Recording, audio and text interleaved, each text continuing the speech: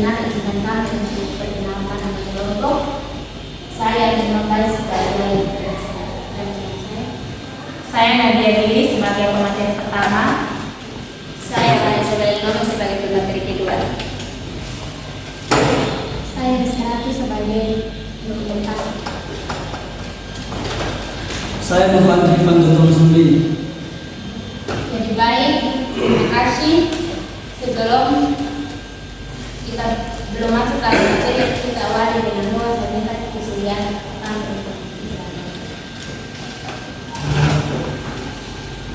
Mari sebelum kita mulai kegiatan kita catat dahulu.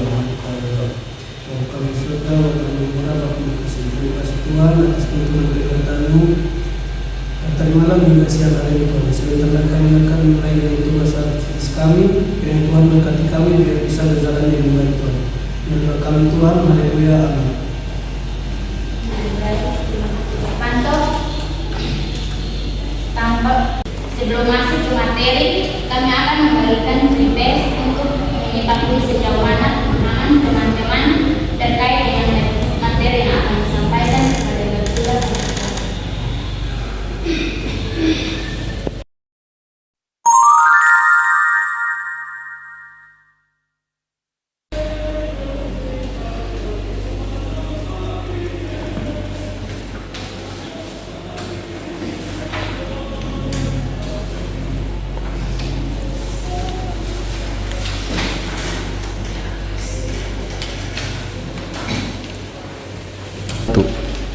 Jadi baik untuk waktu penelitian kurang lebih 5 menit mulai dari sekarang. Jadi baik waktu 5 menit sudah selesai. Selanjutnya kita semua dikumpulkan kepada teman-teman.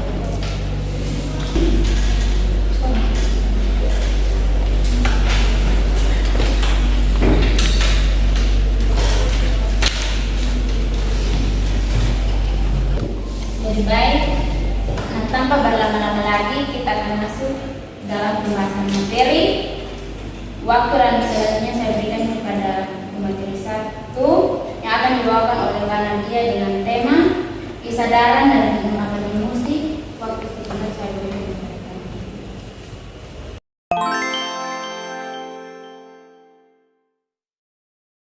Jadi baik, shalom. Selamat siang untuk kita semua. Saya adalah pemateri pertama yang akan membawakan 2 sesi sekaligus, yaitu terkait dengan kesadaran emosi dan pengungkapan emosi. Nah, tema yang saya angkat adalah kenali, rasakan, dan sampaikan emosimu. Saya berikut. Nah, teman-teman, sebelum masuk ke materi, saya ada satu challenge yang diberi nama emoji challenge. Nah, di challenge ini saya akan memberikan kalian satu gambar emoji dan kalian akan menebak kira-kira emoji itu merasakan perasaan yang seperti apa. Saya akan mencatatkan 1 dan setelah itu yang berikutnya teman-teman yang akan menjawab. Nah, menurut saya ini adalah emoji senyum. Jadi perasaan yang dirasakan adalah senang. Nah, selanjutnya adalah teman-teman yang akan menebak kira-kira emoji ini seperti apa. Marah. Benar. Emoji yang selanjutnya sedih. Benar. Dan emoji yang selanjutnya takut. Memuntah. Kaget. Terkejut. Yang benar adalah takut. Kaget. Dan emoji yang selanjutnya kira-kira ini masih seperti apa? Bingung, kaget. Bingung, kaget, apakah ada yang lain? Mata orang keluar. Atau ada yang lain melihat sesuatu terkejut?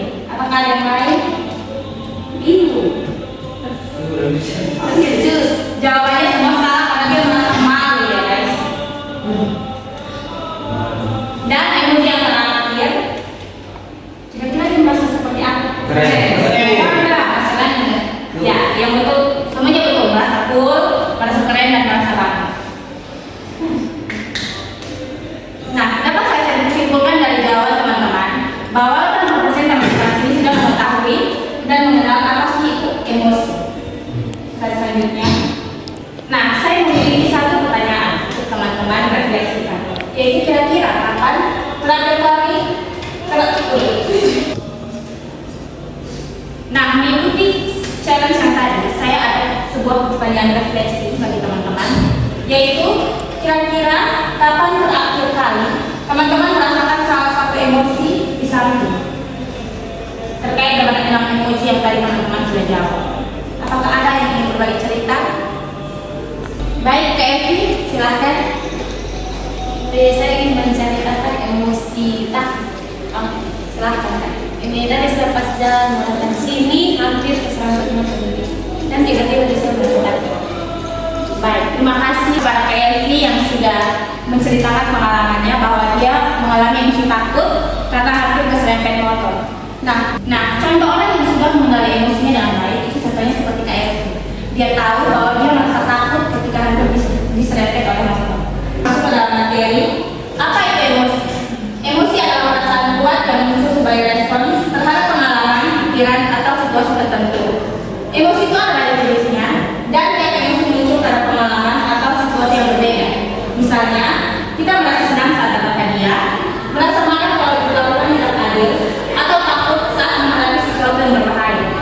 Setiap emosi ini penting, dan mereka membantu kita memahami apa yang sedang terjadi dalam diri kita, dan bagaimana kita harus merespon lingkungan di sekitar kita. Kita tidak perlu malu mempunyai emosi negatif seperti marah dan atau sedih. Yang penting adalah kita sadar terhadap emosi itu dan tahu cara mengendalikannya dengan baik. Next. Nah, kenapa kita perlu mengenal emosi? Yang pertama, agar kita lebih paham dalam diri kita sendiri. Kalau kita belajar tentang mengenal emosi, itu sama saja dengan kita belajar mengenali diri kita sendiri. Kita belajar mendengarkan diri kita sendiri. Jadi, kalau kita tahu apa yang kita rasakan, kita juga tahu apa yang kita butuhkan. Misalnya kita merasa sedih. Nah, saat sedih ini saya membutuhkan apa? Mungkin saya harus menangis, atau saya harus menulis di jurnal, atau mungkin saya harus bercerita kepada orang lain. Yang kedua, akan tidak langsung bertindak karena emosi. Emosi itu wajar, tetapi kita tidak boleh cepat-cepat bereaksi. Lebih baik kita duduk, tenang, kenali dulu apa yang kita rasakan, baru kita bertindak. Dan yang poin ketiga adalah agar lebih mudah memahami orang lain. Kalau kita sudah mengenal diri kita sendiri, kita akan menjadi pribadi yang lebih peka dan tahu keadaan sekitar termasuk teman-teman kita apa yang sedang mereka rasakan. Slide berikut. Nah, berikut adalah bagaimana cara mengenali emosi. Itu bisa melalui 3 cara, yaitu yang pertama melalui ekspresi wajah. Dia dapat melihat kalau orang itu tersenyum berarti dia merasa senang, dan berkerut berarti dia bingung atau marah, dia bergementar berarti dia takut. Yang kedua melalui nada suara. Kalau suaranya lembut berarti dia merasa tenang. Kalau keras berarti dia merasa marah atau gementar berarti dia merasa takut atau gugup. Yang ketiga melalui bahasa tubuh. Itu contohnya kalau badannya membungkuk berarti dia sedang sedih, tubuh tegang berarti dia merasa marah atau takut, dan belakang ceria berarti dia merasa senang. Nah, ayo kita berlatih teori ini. Kesadaran emosi adalah langkah awal untuk hidup lebih sehat dan bahagia. Dengan mengenali dan mengungkapkan emosi secara sehat, kita bisa memahami diri sendiri dan orang lain lebih baik.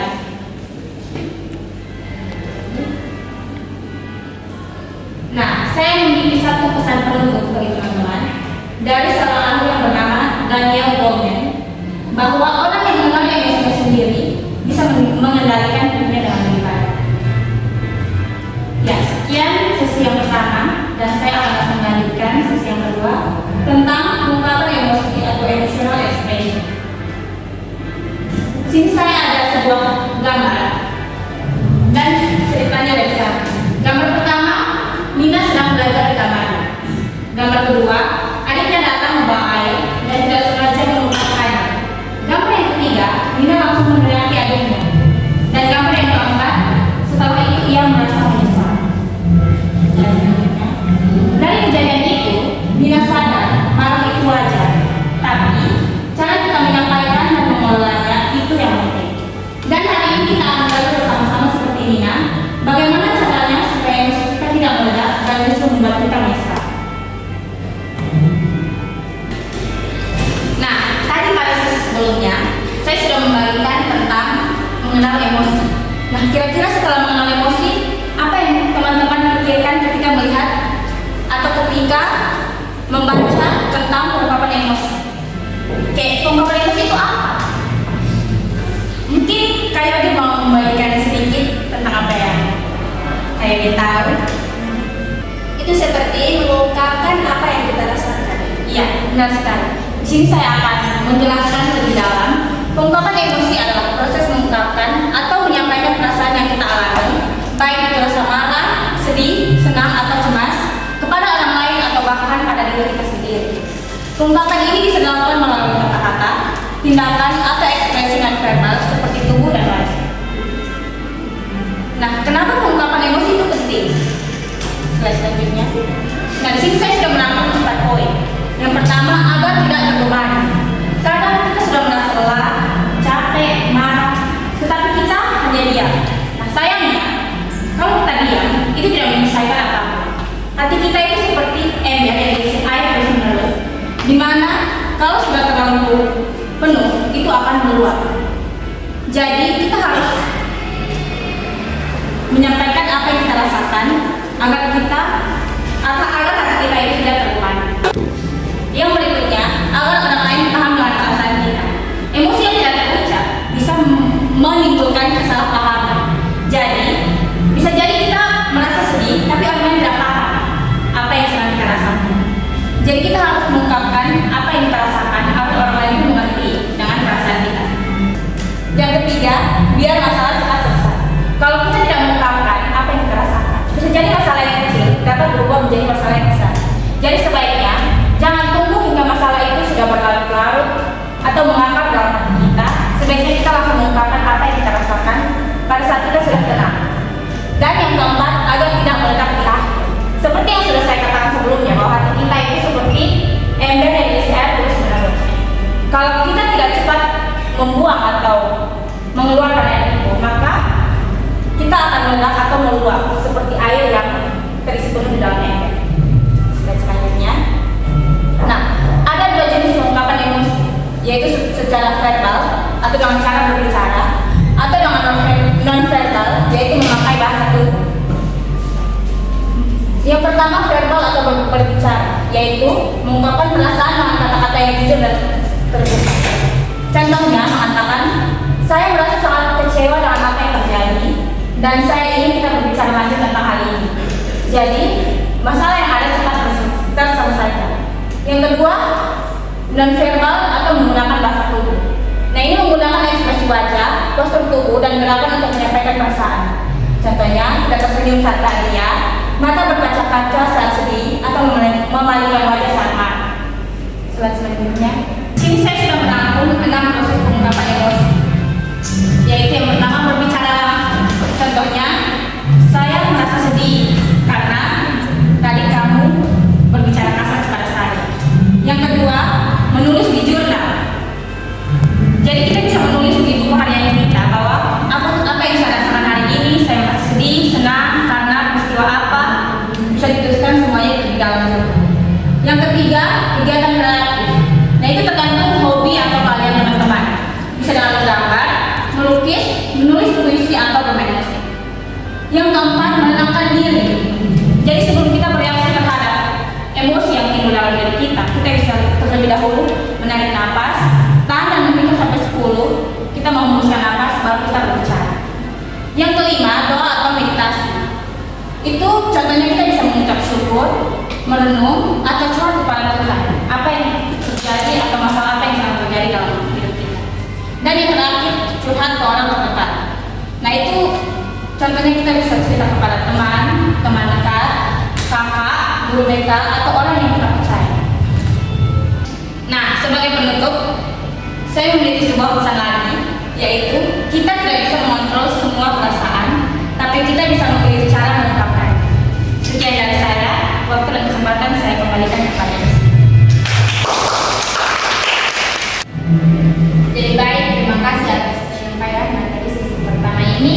Sangat memberikan pemahaman yang mendalam bahwa emosi bukanlah sesuatu yang harus disembunyikan, tetapi justru dikenali, diterima, dan diekspresikan secara sehat. Selanjutnya kita masuk ke sesi yang kedua dengan tema memahami lewat empati yang akan dibawakan oleh Kak Isa. Waktu dan kesempatan saya berikan kepada Kak Isa.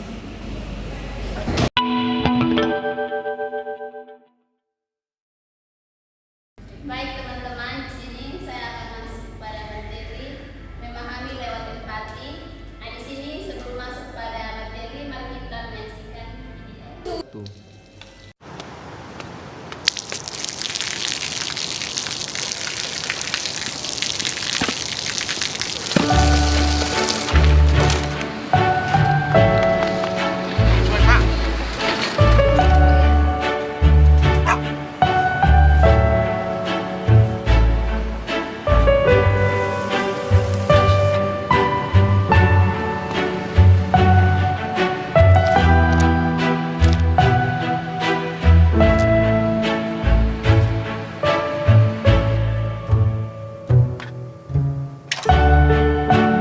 เขาจะได้อะไร ถ้าเขาทำแบบนี้ทุกวัน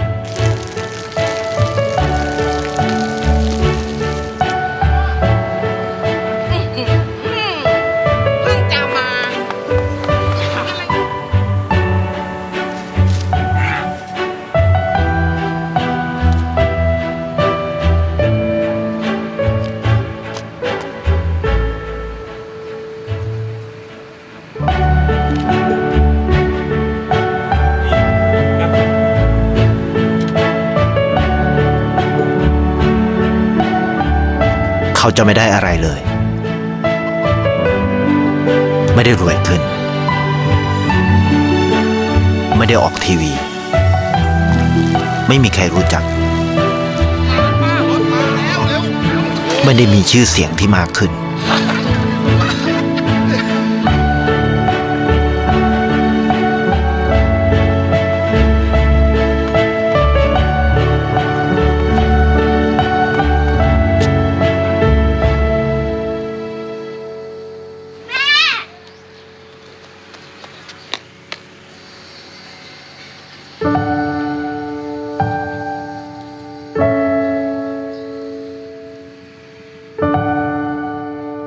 เพราะสิ่งที่เขาได้ คือได้แค่ความรู้สึก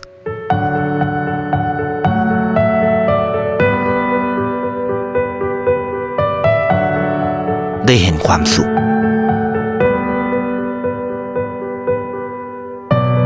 ได้เข้าใจ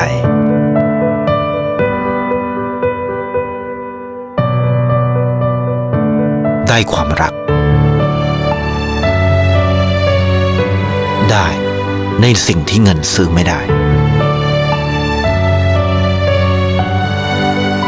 ได้โลกที่สวยงามกว่าเดิม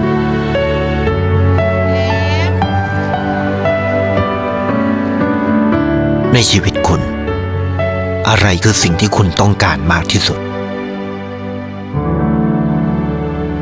ไทยประกันชีวิตเชื่อในความดี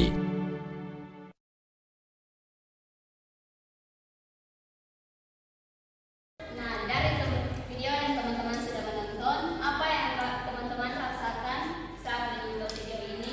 Dan menurut kalian, kenapa sih tokoh utama terus menolong orang? Ya, Kak Adi silahkan menjawab. Karena si tokoh utama itu memiliki empati yang tinggi. Oke, baik, terima kasih atas jawaban dari Kak Adi. Ya, memang betul tokoh utama memiliki empati yang sangat tinggi. Nah, di sini kita akan masuk pada materi apa itu empati. Empati adalah kemampuan untuk merasakan dan memahami perasaan orang lain dari sudut pandang mereka. Nah, di sini kenapa empati itu penting? Yang pertama, membuat orang lain merasa dihargai. Yang kedua, menumbuhkan hubungan yang sehat, hangat dan tulus. Yang ketiga, mencegah konflik atau kesalahpahaman. Yang keempat, bikin kita menjadi pribadi yang ada. Nah, di sini cara kita mengekspresikan empati yang pertama itu mendengarkan dengan penuh perhatian. Yang kedua, merasakan apa yang orang lain rasakan. Yang ketiga, gunakan kalimat empati. Yang keempat, tunjukkan sikap yang peduli. Dan yang kelima, jangan menghakimi atau meremehkan.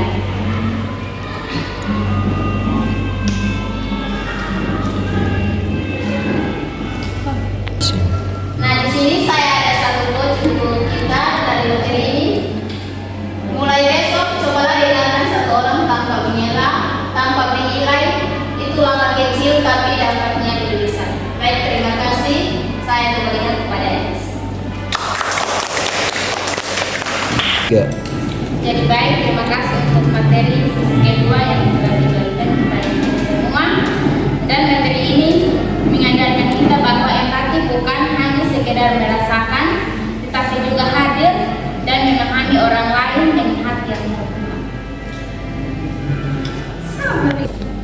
Sebelum kita akhiri kegiatan ini, kami akan membagikan lembar evaluasi untuk mengukur sejauh mana pemahaman teman-teman terkait dengan materi yang telah dibagikan kepada teman-teman.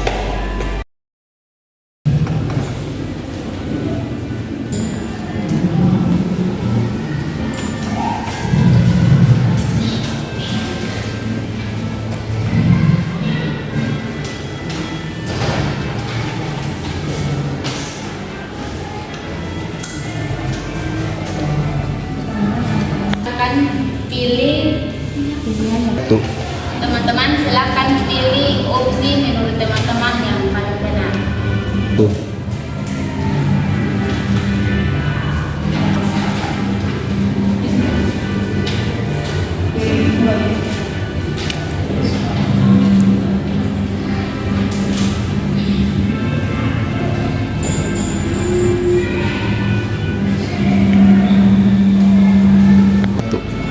Selanjutnya saya mewakili teman-teman semua mengucapkan terima kasih yang sebesar-besarnya kepada seluruh peserta yang telah mengikuti kegiatan ini dengan antusiasi dan penuh semangat dari awal sampai akhir.